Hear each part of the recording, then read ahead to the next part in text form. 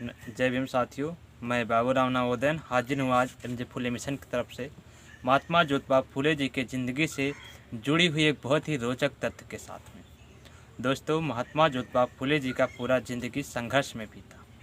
हर समय एक के बाद एक करके समस्याएं आती रहीं, चाहे वो समाज की तरफ से लाई गई हों या उनके घर वालों की तरफ से या फिर किसी सामाजिक कुरीतियों के तौर पे।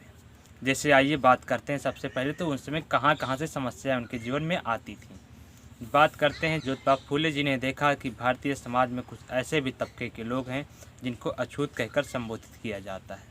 ऐसे लोगों के पास ना कोई अपना अधिकार है, ना हक है, ना तो उन्हें शिक्षा का अधिकार है, ना समानता का अधिकार, ना वैचारिक मत का आधार है, ना ही उन्हें अपने कोई धन रखने का आधार। इनको पूर्ण रूप से सवर्ण कही जाने वाली जातियों के गुलाम बनाकर रखा गया है। उन्हें हर चीज़ के लिए उनके दिए हुई चीज़ों पर निर्भर रहना होता है। इन्हीं हालातों के चलते उनकी हालत ऐसी हो गई थी कि कई बार तो ऐसा होता था कि उनके बच्चे अपनी माँ के गोद में महज चुल्लू भर पानी के अभाव में दम तोड़ देते थे। ये दर्द जब उनसे ना देखा गया तो ज्योतिबा फुले जी ने अपने घर का हौद यानी जो पानी का स्रोत था उनको उन अछूत कही जाने वाली जातियों के लिए खोल दिया। इस बात पर बहुत सारा बवाल मच गया। उनके समाज के लोगों में मानो कि तूफान आ गया हो। उनके समाज के लोगों ने उनका पुरजोर विरोध करना शुरू किया। विरोध ही नहीं किया, जब विरोध से काम करना महात्मा ज्योतिबा फुले जी ने बंद नहीं किया तो उन्हें सामाजिक रूप से बहिष्कृत भी कर दिया गया। आइए दूसरी घटना पर बात करते हैं। जब ज्योतिबा फुले जी को ये बात बिल्कुल महसूस हो गया कि अगर हम समाज में समता समानता लाना चाहते हैं, न्याय लाना चाहते हैं, महिलाओं के साथ, शोषित वंचित वर्ग के लोगों के साथ न्याय करना चाहते हैं, तो सबसे पहले हमारा कर्तव्य होगा कि यहाँ पर महिलाओं को शिक्षित किया जाए, इन शोषित वंचित लोगों को शिक्षित किया जाए। उस समय हालात ऐसे थे कि महिलाओं को शिक्षा देना, अछूत लोगों को शिक्षा देना पाप समझा जाता था। ऐसी हालात में फिर भी उन्हें अपनी हिम्मत को संवारा और उनके शिक्षा दीक्षा के लिए काम करना शुरू किया। इस पर उनके समाज में और बड़ी तूफान है। समाज में ही जो पुरोहित वर्ग के लोग थे, जो खुद को सवर्ण कहते थे, उन लोगों में तो और तूफान आ गया।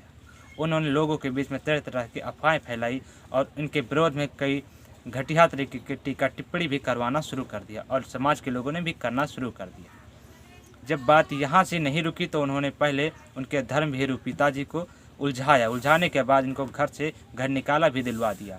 घर निकालना होने के बाद में सावित्रीबाई फुले और महात्मा ज्योतिबा फुले पति पत्नी दोनों लोगों ने घर को छोड़कर चले गए। बात यही नहीं हुई, जब घर को छोड़ देते हैं उसके बाद में इन पर जानलेवा हमले भी होते हैं। कई बार तो ऐसा होता है जिन लोगों के लिए इन्होंने अपना पूरा जीवन समर्पित किया, जिन लोगों के उत्थान के लिए, वही लोग इन पर कीचड़ उछाल रहे थे, वही लोग इनके विरोध में काम कर रहे हैं। बहुत ही विचार करने की बात यहाँ पर आ जाती है कि आखिर वो कौन सी ऐसी ताकत रही होगी, वो कौन सी ऐसी इनको प्रेरणा का स्रोत रहा होगा जिसके चलते ज्योतिबा फुले जी ने अपने पूरे जीवन भर में कभी भी अपने कौन सी ऐसी बात रही होगी, कौन सा वो ताकत रहा हो, कहाँ से उन्हें इतना ऊर्जा मिलती थी, कहाँ से ये प्रेरणा मिल रही होती थी, जिसके चलते उन्होंने अपना आजीवन तमाम तरह के संघर्षों को किया, तमाम तरह की जो कुरीतियाँ थी, लोगों के जो अत्याचार के, सब कुछ सहते रहे और समाज के लिए आजीवन काम करते रहे। दोस्तों, आपका इस पर क्या विचार है कमेंट बॉक्स में ज़रूर मेंशन कीजिए।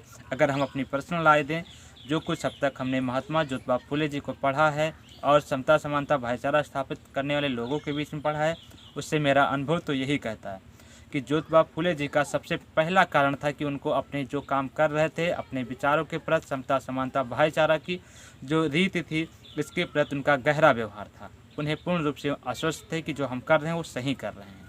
और जो दूसरा सबसे बड़ा कारण जो मुझे लग रहा है वो है उनकी पत्नी सावित्रीबाई फुले जी का साथ। जब 12 वर्षीय ज्योतिबा फुले जी का विवाह 9 वर्षीय कन्या के साथ सावित्रीबाई फुले जी के साथ उनका शादी हो जाता है, उसके बाद से लेकर जब तक पूरे जीवन समय में जितना भी काम उन्हें करना हुआ, एक साथ में मिलकर हर समस्याओं का समाधान निकालने के लिए सोच पर तर्क करते हुए काम पति पत्नी मिलकर किया। आइए देखते हैं कि किन किन कामों में सावित्रीबाई फुले जी ने उनका साथ निभाया। तो चलिए सबसे पहले तो हम घटना देखते हैं। जब ज्योतिबा फुले जी ने शादी के बाद में उन्हें शिक्षा देने की बात कही तो बहुत अच्छी हुई। उनकी पूरी जो कुछ भी बातें उन्हें सिखाई उसको अच्छे से शिक्षा ग्रहण किया। उसके बाद में महिलाओं को, शोषित वंचित लोगों के बीच में जाकर समता के साथ में बिना किसी भेदभाव के उनको हर तरह की शिक्षा देने की कोशिश किया। वहाँ पर जो कुछ भी उन्हें लोगों के द्वारा लोगों के द्वारा की गई टीका टिप्पणियाँ झेलना पड़ा, लोगों के द्वारा जो दुर्व्यवहार किया गया सब कुछ सहना पड़ा। उन्हें पूरा हंसी हंसी सहा और कंधे से कंधे मिलाकर साथ चलती।